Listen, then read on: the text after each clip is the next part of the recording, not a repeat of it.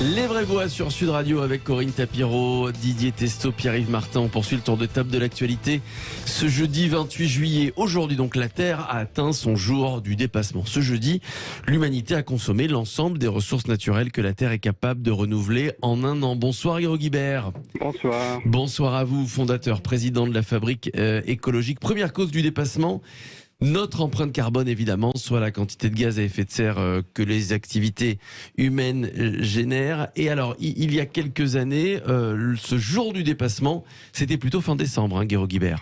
Oui, ce qui est intéressant, c'est au-delà de l'indicateur lui-même, on peut toujours contester tel ou tel aspect de cet indicateur, mais ce qui est intéressant, c'est de voir que l'évolution, c'est toujours la même mesure tous les ans, et l'évolution est quand même très spectaculaire sur les dernières décennies, puisqu'il y a une diminution extrêmement forte, enfin il y a plus exactement un passage en effet du 31 décembre au 31 juillet pratiquement, depuis 30 ans. Et ça, c'est évidemment une évolution importante, même si on peut relativiser un tout petit peu, parce que sur les 3-4 dernières années, l'an dernier était très particulier parce qu'il y avait la crise du Covid et donc il y a eu une amélioration assez forte de ces indicateurs. Mais disons que sur les 3 dernières années, il y a plutôt une stabilisation. Alors c'est dû en partie à la crise sanitaire et à ses effets sur la période. Mais c'est peut-être dû aussi à l'effort qui commence d'un certain nombre de pays pour réduire l'empreinte écologique qu'ils ont et que leur population a. Alors, juste le jour du les causes de ce jour du dépassement, c'est quoi? C'est l'empreinte carbone, c'est aussi le système agricole et alimentaire. On utilise trop d'espace pour produire, oui. Voilà, d'abord, c'est évidemment les émissions de carbone et dont on perçoit tous les jours l'inconvénient en matière de changement climatique qui pèse une part assez importante de cet indicateur. Mais c'est aussi l'utilisation de ressources naturelles qui ne se renouvellent pas forcément, de ressources fossiles, de minerais, et qui font que, en effet, nous puisons sur nos réserves. C'est ça le message principal. Nous puisons sur nos réserves et donc à un moment donné, tout ça se retrouve dans des difficultés, dans des problèmes climatiques évidemment pour le carbone, dans des problèmes ensuite de prix très élevés pour telle ou telle matière première, et qui font que, en effet, c'est un indicateur important pour l'action. Et il y a des manières d'agir sur cet indicateur de manière très forte. Je voudrais insister sur quelque chose de très important, c'est que sur la base de cet indicateur, on peut comparer l'empreinte des différents pays. Et on constate que si toute la planète entière vivait comme les Français, il y aurait besoin de presque 3 planètes. Ah oui. Mais il y aurait besoin de presque 5 planètes si c'est les Américains. Il y aurait besoin de presque 9 planètes si c'était les habitants du golfe Persique. Et il y aurait besoin de moins d'une planète pour les pays émergents et d'encore moins pour les pays les plus pauvres. Donc on voit bien, ne serait-ce qu'en comparant par exemple l'Europe et les États-Unis, on est à 3 nous en Europe et à 5 pour les États-Unis, ce qui est beaucoup trop en Europe, beaucoup trop aussi aux États-Unis. Mais on voit bien que entre l'Europe et les États-Unis, il y a un niveau de vie qui est à peu près équivalent. Donc on voit bien qu'il peut y avoir un travail important fait sur les modes de vie et non pas sur le niveau de vie, sur les modes de vie, sur la façon de vivre, sur l'organisation de la société, et qui peut aboutir à réduire assez fortement nos prélèvements sur la nature. Alors je crois que si on calcule tout, la moyenne c'est 1,75, une planète, 7, je crois. Qu'est-ce que ça vous inspire ce jour du dépassement qui malheureusement est de plus en plus tôt? Là on est le 28 juillet, Corinne Tapiro. Écoutez, ça vous inquiète ou pas? Enfin moi, tous ces discours m'inquiètent et j'ai beaucoup de distance parce que j'ai l'impression qu'on exige beaucoup des Français en termes d'écologie ces dernières années. Et je ne comprends pas qu'on en soit encore là. Donc je pense qu'on a quand même des pays qui sont des très gros consommateurs. Alors il y a eu des tas de tentatives de faire payer le carbone par d'autres, de revendre son carbone à d'autres. Mais c'est une vaste hypocrisie. Parce que si la planète était une tirelire qu'on pouvait régénérer à coups de billets, ça se saurait. Donc moi j'ai un petit peu de mal à comprendre comment on en est encore là. Voilà. Didier Testo.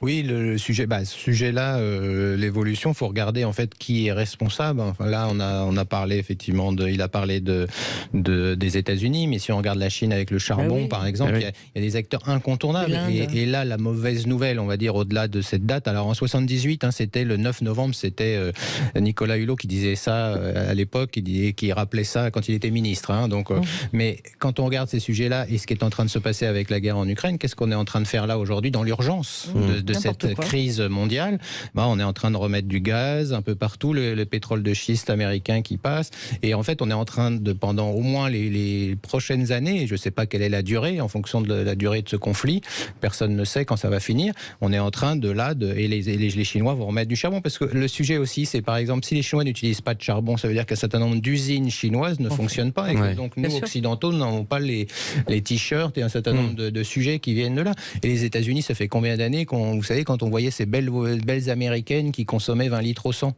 ça fait en fait des années que les Américains vont au-delà de ça. Donc cette prise de conscience, malheureusement, elle n'arrive pas.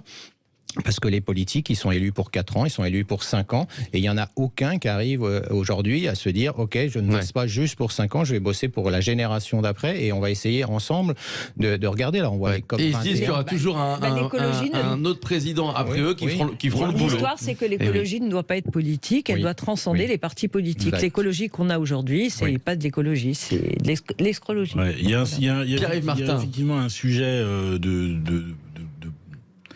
d'absence de réelle volonté politique, ça c'est sûr. Il y a aussi, à mon avis, un sujet de gouvernance mondiale. C'est que quand sur ces sujets-là, la Chine et l'Inde disent nous on se retire, on s'en fiche, on continuera comme on voudra. Après c'est un peu compliqué. Et comme il y a une interconnexion en permanence, et c'est vrai que ce que vous disiez, on a aussi une responsabilité. On est les premiers à vouloir acheter le moins cher possible, sans se demander d'où ça vient. Ou en essayant d'imaginer qu'on en fermant les yeux. Donc du coup voilà, je pense qu'il y a c'est toujours la même chose. Il y a une conscience individuelle à avoir qu'on n'a pas forcément tous, parce qu'effectivement il y a ce sujet de pouvoir d'achat, il y a ce sujet de facilité, etc. Il y a ce sujet du politique et du gouvernement, et c'est vrai qu'on le voit bien sur les derniers gouvernements, les pauvres, entre guillemets, je les plains, les pauvres ministres de l'écologie qui en sont limités, résumés à des postures paradoxales, contradictoires en permanence, sans réelle influence, sans pouvoir porter une ligne visible.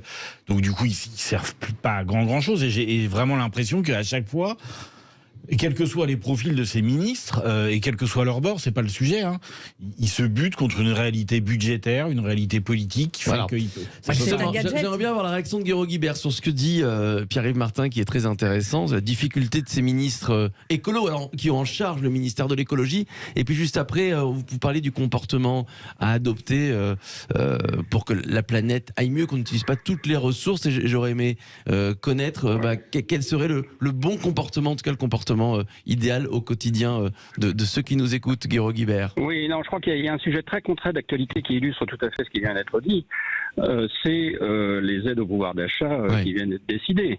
Parce qu'on voit bien que autant il est utile, indispensable d'aider au pouvoir d'achat les familles qui n'y arrivent pas, les familles les plus modestes, voire les couches moyennes de la société, autant il est tout à fait anormal de ne pas prendre en compte cette exigence écologique et de subventionner massivement l'utilisation d'énergie fossile pour toutes les catégories de la population. Or, pour le coup, c'est un débat politique tout à fait immédiat et évident, puisqu'il y a des propositions des droites, de centre et de gauche qui ont abouti finalement à ce qu'on aide tout le monde par une déduction sur le prix de l'essence, par une déduction sur le fioul domestique, alors qu'évidemment il est très légitime d'aider ceux qui en ont besoin, il est moins légitime d'aider à l'utilisation d'énergie fossile pour ceux qui n'en ont pas besoin. Donc là il y a un vrai débat très politique.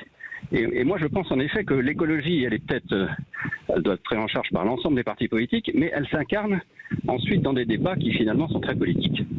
Alors sur le comportement à adopter, c'est vraiment un problème de comportement. Moi, je crois que sur le comportement, on est dans une évolution évidente, c'est-à-dire que soit, d'abord, le comportement ne fait pas tout, loin de là. Il y a toute une série de sujets d'organisation de la société, de rapprochement domicile-travail, etc., etc. Mais chacun peut faire évoluer son comportement, en tout cas ceux qui en ont les moyens. Parce que ceux, encore une fois, qui n'ont pas les moyens, ils sont déjà sobres, par définition. Ils ont déjà du mal à payer leur chauffage, à utiliser leur voiture, donc ils sont déjà sobres. Par contre, ceux qui ont les moyens doivent pouvoir être davantage sobres. Et écoutez, il y a quand même quelques réalités évidentes. Est-ce que on est obligé d'avoir dans son armoire 15 ou 20 pantalons ou robes? Bon, est-ce qu'on est obligé? Corinne, vous êtes obligé d'avoir 15 ou 20 pantalons ou robes dans votre Non, mais armoire? mais ça veut dire que ça peut être une accumulation de plusieurs années. Je pense que c'est pas forcément. Bien vu l'argument. C'est pas forcément que ça quand même. On a. Combien de personnes, je veux accuser personne, mais combien de personnes aujourd'hui ont dans leur armoire, je sais pas, 15, 20, 30, est-ce que vraiment c'est indispensable? Bon, est-ce que vraiment c'est indispensable de consommer massivement tel ou tel produit à la mode, alors qu'on a l'équivalent pour moins cher et qui est plus pratique. On va voir la rentrée scolaire. Est-ce que vraiment le gaspillage alimentaire, qui est une onde de notre société, est indispensable et on ne peut rien faire? Bon, voilà, c'est tous ces sujets-là sur lesquels on peut agir. Mais encore, il faut qu'il y ait à la fois une volonté collective et puis des comportements individuels. Corinne. Là, il va y avoir la rentrée scolaire, il va y avoir en plus une allocation de rentrée scolaire. Moi, j'ai jamais compris pourquoi il fallait un cartable neuf aux enfants tous les ans, une trousse neuve. Par exemple. Pourquoi certains cahiers, on utilise 5 pages et on ne pourrait pas déchirer les pages et utiliser et réutiliser le cahier? Parce que c'est un vrai coût quand même pour la planète, cette consommation de papier dont on parle jamais. Et je crois que c'est peut-être même plus inquiétant pour la planète que les autres sujets qui ont été abordés. Ouais. Alors, prêt à adopter ce genre de comportement décrit par Guéraud Guibert, Pierre-Yves Martin? Non, mais je suis très honnête. J'ai dit au début que j'avais pas une. Oui, c'est pour ça que je pose la question. C'est pas la peine de me la poser, du coup. Alors, Didier Testo. Non, mais faut arrêter de nous mettre quand même des choses sur le dos. Encore là, tout à l'heure, on mettait des choses sur le dos des chômeurs. Là, c'est citoyen. On peut faire des choses individuellement, bien sûr. On peut trier ses papiers. On le fait. Moi, je fais les poubelles chaque semaine. Il y a des choses que tout le monde peut faire. Mais après, par exemple, la rénovation énergétique, quand vous avez un gouvernement qui un jour vous met une mesure, puis l'année d'après, il n'y a plus la mesure.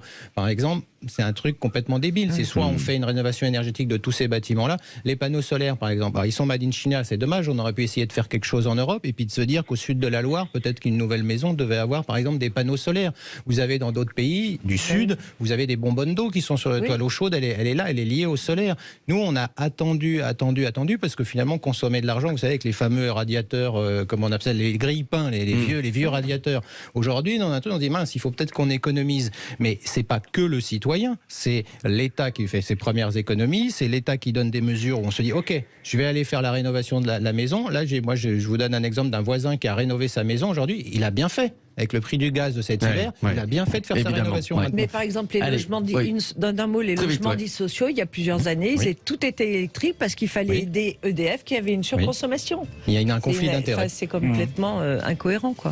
Allez, merci à vous, Guéraud Guibert, fondateur et président de la Fabrique écologique. Dans quelques minutes, dans quelques instants maintenant, c'est le grand débat des vraies voix. Le gouvernement veut-il mettre fin au trafic et la délinquance dans les quartiers? Est-ce que c'est vraiment une volonté de la part du gouvernement? Vous votez 08 sur le compte Twitter de Sud Radio, et vous nous appelez, 0826 300 300. On sera avec le policier Bruno Bartocchetti dans quelques instants. À tout de suite.